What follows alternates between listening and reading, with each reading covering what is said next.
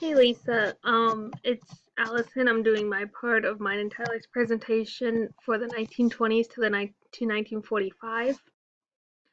The first one is American Gothic by Grant Wood. It was made in 1930.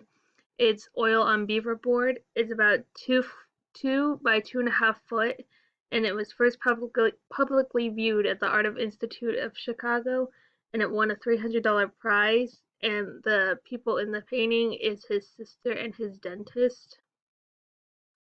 The next one is The Persistence of Memory by Salvador Dali in 1931. It's oil on canvas, and it's about 9.5 by 13 inches, and it's one of Dali's most recognizable paintings.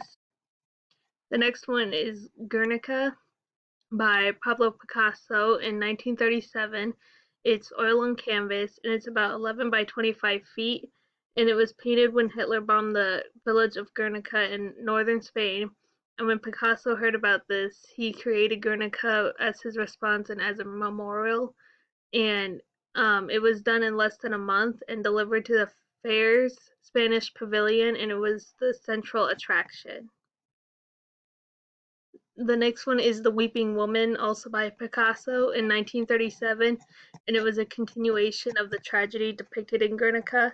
It was one of the last of a series of paintings and drawings that Picasso made in protest. And then this one is We Can Do It by J. Howard Miller. It's a paper poster from 1942. It's about 22 by 17 inches, and it features Rosie the Riveter. And it's one of the most iconic images.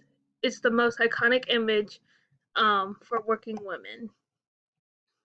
And then the last one is Nighthawks by Edward Hopper in 1942, and it's oil on canvas.